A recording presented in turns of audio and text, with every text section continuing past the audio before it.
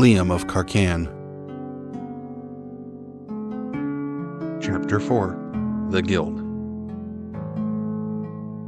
Part 2. You know, there's something that has been bothering me for the better part of a week now.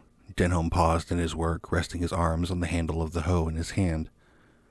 What's that? Liam asked, without looking up from the garden bed he was weeding. The two had started early on maintaining the church's charity gardens and, beyond their initial talks and divvying up the work, had carried on in relative silence for the better part of the morning. Several years ago, two young boys were playing here in the gardens after the spring holy day. Nothing troublesome, just running about and carrying on while I talked with their parents. One of them came running around the corner, game of tag probably, and caught the edge of a stone bird bath that used to sit on the corner of the building. Denholm nodded toward the corner now occupied by the lemon tree. Great heavy stone thing, one of the first things I added to the garden after I arrived here, but somehow this little boy managed to knock it over. Water splashed everywhere, and when it hit the ground it cracked into 3 pieces. At the time I didn't think much of it, the boy was safe and the bird bath broken, but now that I think about it, there was no way such a small child knocked over such a heavy thing. It took 2 adults to move each of the pieces out of the garden some days later. His words faded as his story ran out. All right, Liam said, pausing in his work to look over his shoulder at Denholm. What's bothering you about it? Did the goddess, Denholm continued looking down to where Liam was working, knock over the bird bath so that the lemon tree could be planted and used in your visions, or did she simply use the tree because it was there? I have no idea, Liam said, shaking his head. I suppose, Denholm continued, tilling his garden bed as he spoke, had the tree been absolutely necessary to the vision, she could have just conjured it the way she did her statue or the woman in the chapel. If that's the case, then breaking the bird bath would have not been necessary, and it was the boys who knocked it over. Or, maybe, had the lemon tree not been there, Liam offered as he returned to weeding the adjacent garden bed, what I saw would have been completely different. Who's to say? Either way, I'd have liked to see it. Silence fell back over their work, and for a time nothing but the muffled noise of the city beyond the garden walls and the sound of Denholm's hoe moving dirt could be heard. The priest's reaction to the news of Liam's second vision had been one of great excitement. He had begged Liam for every detail, practically dragging Liam back to the garden in the faint light of dusk to have his lodger walk him through the events one step at a time. After that, the two had retired to the parsonage and discussed it at great length. Liam agreed with Denholm that it was likely that both incidents were visions given to him by the goddess. He didn't know what that meant for his own spiritual beliefs, and he put little time into worrying about it, but he could see no other explanation.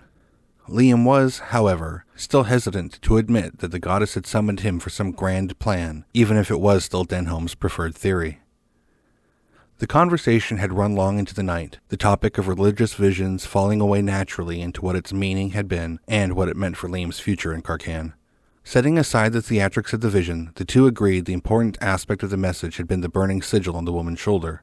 Denholm admitted he had been hoping Liam might follow a church-oriented path, but that it was obvious the vision was pointing Liam directly to the Adventurers Guild. The next day, Liam had put in his application to join the guild, and now, 2 days after his final test, he still had a few more days until he would hear the results. You've decided the woman wasn't real, then? Liam broke their silence after returning over Denholm's musings on the nature of the lemon tree in his mind. You said yourself, she seemed to assemble herself from the shadows of the altar, Denholm said. Could have been some kind of spell, Liam shrugged, finally pulling the last weed from the unused bed. I thought you agreed the visions had come from the goddess, Denholm asked, a tinge of surprise and disappointment creeping into his voice. I do. Liam pulled himself up off his knees and felt his back give several small pops on his way up. I'm just positing a theory, I guess. It seems to me that the most logical thing would be that the woman was part of the vision, like the arm in the tree. Denholm nodded towards the still citrus, especially given her similarities to the idol on the maiden's altar. Stopping to pose in the sunlight isn't a very normal thing to do, I suppose, Liam agreed while stretching out his back before pausing to look around the garden. If he entered the guild, he wouldn't have time to help with the caretaking of the plants here anymore. Gardening as a hobby had never crossed his mind before, but now he had grown accustomed to the gentle pace it had forced on him. He would miss it. There's also that, Denholm said, taking a seat on the wooden frame of the raised garden bed.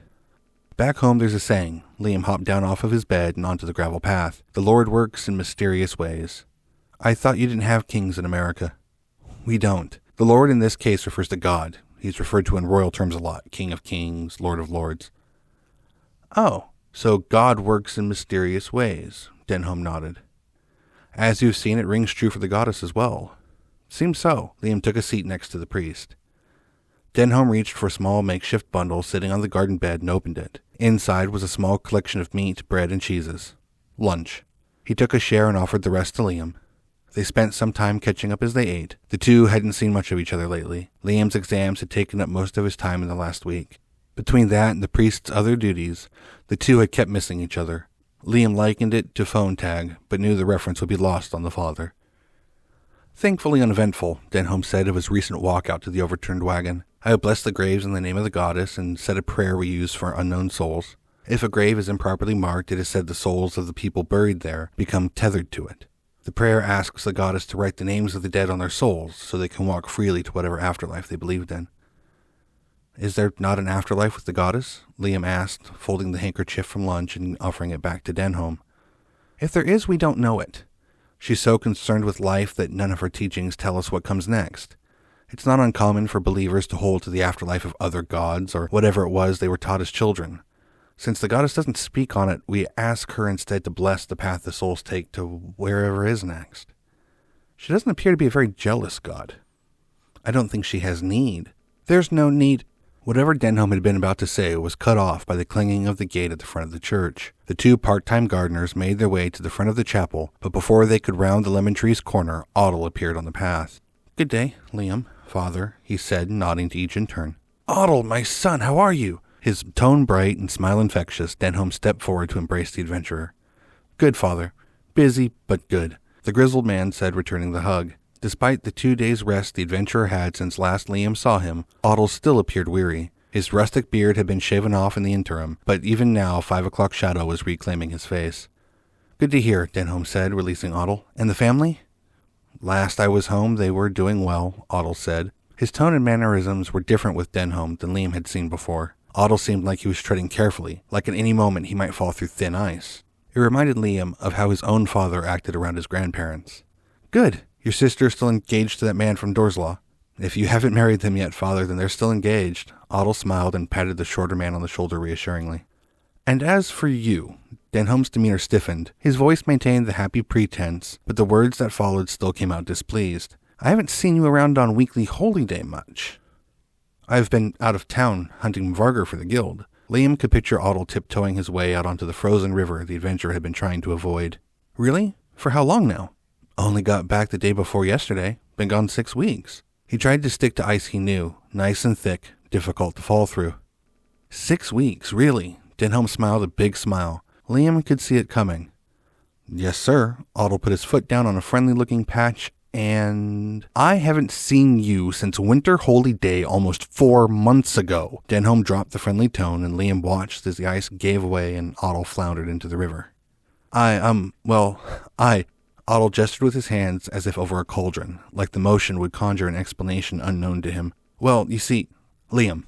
The sudden sound of his voice spooked him, but Liam rebounded quickly. What? Liam, Otto said again.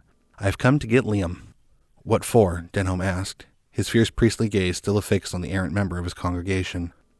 The guild manager. Otto turned his attention from the priest to the fledgling adventurer. Wants to see you. They have some follow-up questions from your tests. Mr. Petter? Liam asked, concerned. He knew 2 of his tests had been weak, but he thought the other 3 had gone well. No, not him. Otto idly glanced back to Denholm to keep him included in the conversation, but instantly snapped his attention back away from the annoyed minister. The head of the Stossen Guild Hall. The head of the hall, he responded slowly. She'd like to see you as soon as possible, Otto insisted. Is everything okay? Denholm asked, dropping the facade of angry clergy for Liam's sake. Yeah, everything is fine, Otto said, dismissing all of the fuss. Nori and I had a meeting with her yesterday, and she mentioned she had some concerns about your test scores. I offered to come get you so it wouldn't hold up your application. All right, Liam looked down at his dirt-covered clothes. Let me get cleaned up first. Not a problem. I'll wait here.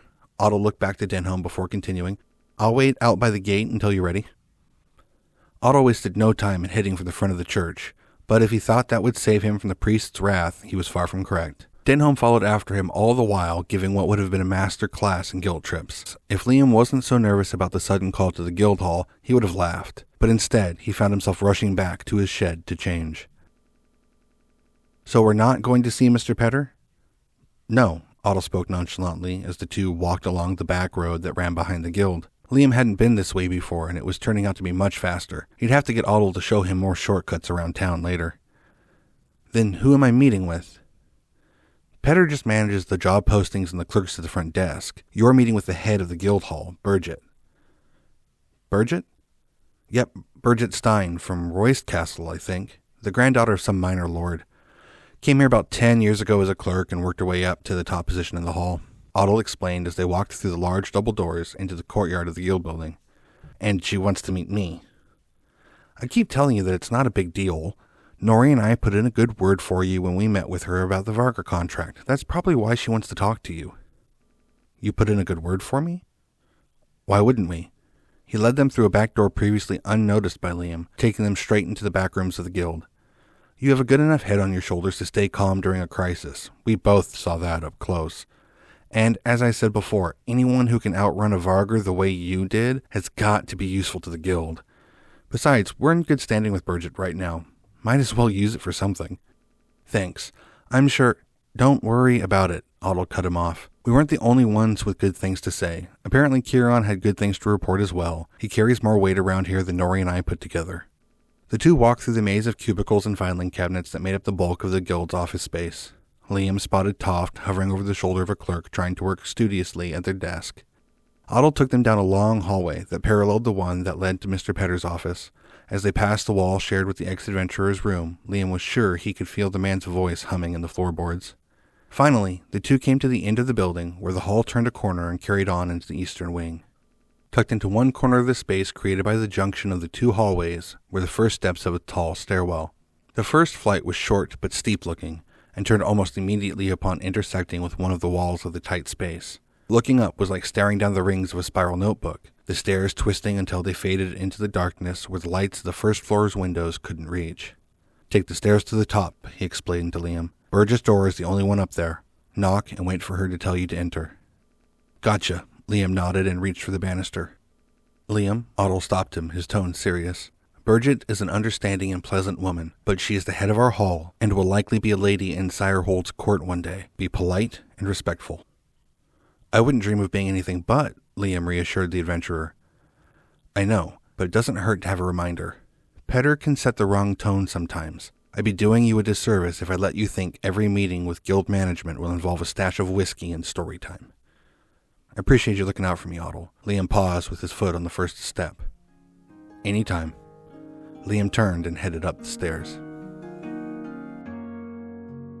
Liam of Carcanne was written and read for you by Will Hansen. For more information on Liam or any of Will's other works, please visit the Wooks Books Facebook page, Twitter, or YouTube channel. If you'd like to show your support, please like, subscribe, rate, and leave a comment where available. Thank you for listening, and we look forward to seeing you next time.